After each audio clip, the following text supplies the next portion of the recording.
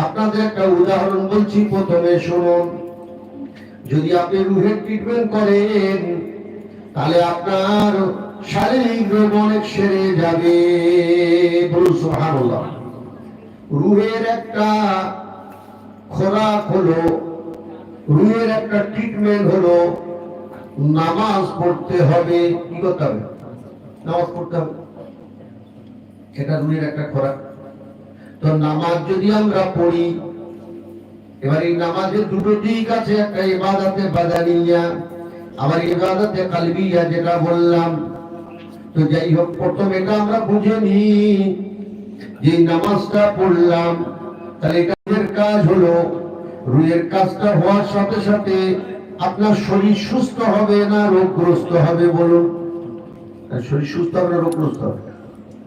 রোগ বাড়বে না রোগ কমবে? কোনটা? নামাজ পড়তে হলে, নামাজ যদি আমরা পড়ি কেন রোগ কমবে শুনুন। নামাজ পড়লে ফরজ গোসল যত সময় করবে, ফরজ গোসল যত সময় করবে। মহিলাদের কিছু নাপাক আছে, পাক হলে সঙ্গে সঙ্গে গোসল করে নামাজ চালু করতে হয়। কে সাবান মাকে রেখে গাছ কাদা মাকে রেখে সব গল্প করবে। মাসিক থেকে পাক হওয়ার দিন ব্যাস সঙ্গে সঙ্গে উজু করে বা গোসল করে এবার নামাজ চালু করে দেবে। সাবান যখন মাকে মাখবে, 2-4 দিন পরে মাখলেও কোনো অসুবিধা নেই, কিন্তু গোসল করলে পাক হয়ে গেল। নেফাস থেকে পাক হলে, বাচ্চা হওয়ার পরে যে মেয়েদের নেফাস হয়, সেটা হওয়ার পরে তারা যখন শেষ হয়ে যায় সঙ্গে সঙ্গে গোসল করে নামাজ চালু করবে।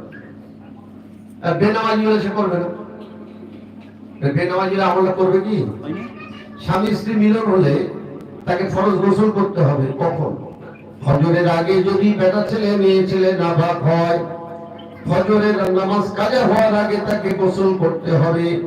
জোহরের আগে যদি নাপাক হয়, জোহরের নামাজ কাজা হওয়ার আগে তাকে গোসল করতে হবে। আসরের নামাজ যেটা আগে যদি নাপাক হয়, তাহলে আসর নামাজ কাজা হওয়ার আগে তাকে গোসল করতে হবে। এইভাবে একটা ওয়াক্তের নামাজ তাকে কাজা করা যাবে না, তার আগে গোসল করতে হবে। এটাই হলো ফরজ গোসলের সময়। কিন্তু আমাদের অনেকেই কি করে, ইচ্ছাধীন মতন গা ধরে, আর যারা নামাজ পড়ে না তারা আমল করে না। কিন্তু যারা নামাজ পড়ে, নামাজের রক্ত কাজা হওয়ার আগে তাকে গোসল করতে হবে। তা যদি নামাজি হয় তাহলে সে আমলটা করবে। ডাক্তারি শাস্ত্রে বলছে, এই সব নাপাকির পরে কেউ যদি গোসলটা যত সময় করে, অসংখ্য রোগ ব্যাধি তার শরীর থেকে সরে যাবে। বলুন সুবহানাল্লাহ। 1 নাম্বার। এবারে নেকি তো অনেক, প্রচুর নেকি আছে ফরজ গোসলে। আমি অনেকবার আপনাদের শুনিয়েছি ফরজ গোসলের নেকি।